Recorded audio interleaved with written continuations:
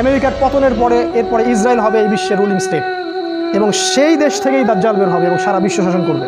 তারপর কি হবে? তারপরে এই মালহামাটা হবে যার কথা বললাম, অথবা এই মালহামার পরে ইসরায়েল হবে এই বিশ্বের রুলিং স্টেট।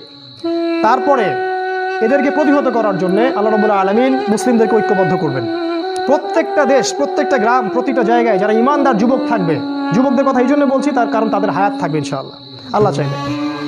ইমানদার ইমানদীপ্ত যুবকরা ঐক্যবদ্ধ হবে ইনশাআল্লাহ আগামী দিনগুলোতে। কার নেতৃত্ব হবে, কিভাবে হবে আমি জানি না, আমি এতটুকু জানি তারা হবে।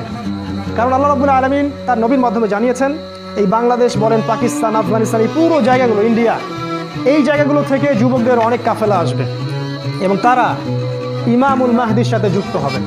আর ইমামুল মাহদিকে আল্লাহ রাব্বুল আলামিন এই উম্মার ত্রাণকর্তা হিসেবে বের করবেন, যার হাতে মুসলিমরা বায়াত করবে এবং তিনি মুসলিমদেরকে সাথে নিয়ে এদের বিরুদ্ধে যুদ্ধ করবে। এবং এই যুদ্ধে প্রথম দিকে মুসলিমরা অনেক পরাজিত অবস্থায় থাকবে, অনেক মুসলিম মারা যাবে। আল্লাহ রসুল বলেছেন 1/3 মুসলিমই শহীদ হয়ে যাবে। আমরা দোয়া করি ওদের একজন যেন আমরা হতে পারি। 1/2 মুসলিম যুদ্ধের ময়দান থেকে পালাই যাবে। নবীজি বলেছেন এদেরকে আল্লাহ কখনো মাফ করবেন না, আমরা ওদের অন্তর্ভুক্ত হতে চাই না।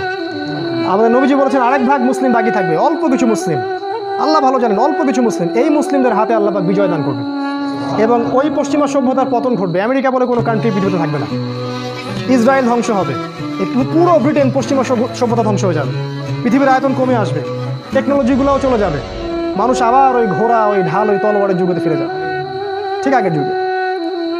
এরা যতই বলুক ভিশন 2050 ইত্যাদি ইত্যাদি, এগুলোতে কান দিবেন না, এরা হচ্ছে সব অন্ধ মানুষ, অন্ধ। এদের কাছে কোরআন সুন্নাহর জ্ঞান নাই, আমাদের কাছে চূড়ান্ত জ্ঞান আছে।